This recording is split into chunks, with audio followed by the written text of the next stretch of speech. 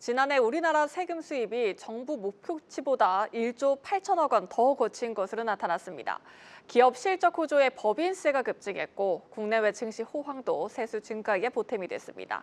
다만 올해 추경에 쓰일 수 있는 재원은 많아야 1천억 원 남짓에 불과해 적자 국채 발행이 불가피하다는 분석이 나옵니다. 세종 주재기자 연결합니다. 박승환 기자, 지난해 국세 수입 어디서 이렇게 늘어난 건지 자세히 살펴볼까요?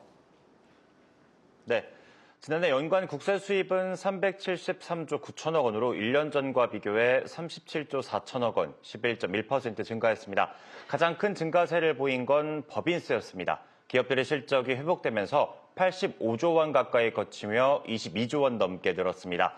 코스피 거래에는 농어촌 특별세가 부과되죠. 지난해 증시 호황에 농특세도 30% 이상 늘었고 해외 주식 거래도 활발해지면서 양도소득세 증가율 역시 20%에 육박했습니다. 지난해 플러스 수입은 2023년과 2024년 각각 56조와 31조 원의 대규모 세수 펑크가 발생한 이후 처음입니다.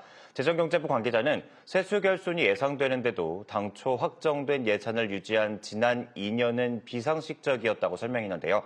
국회 승인을 거쳐서 세입과 세출 예상치를 수정한 덕분에 정부의 재정 운용이 정상화됐다는 겁니다. 정부는 가파른 반도체 업황 회복과 기업들이 성과급 지급, 증시 활황에 입입어 올해 법인세와 근로소득세, 양도세 수입이 더 늘어날 걸로 내다보고 있습니다. 네, 이재명 대통령이 추경 필요성을 여러 차례 언급하고 있는데 재정 여건상 적자 국채 발행이 불가피하다고요?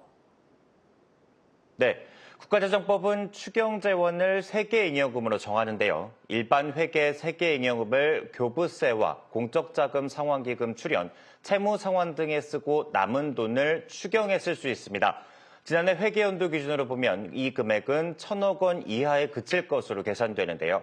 당장 벚꽃 추경을 한다 해도 재원이 부족해 적자 국채 발행이 불가피할 거란 전망이 나오는 이유죠.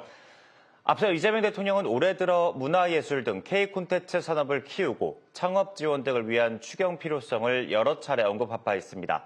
다만 몇십조 원씩 적자 국채를 발행하는 추경은 아니라고 선을 그은 만큼 재정 건전성에 부담을 주는 대신 초과 세수를 활용할 가능성에 무게가 실립니다.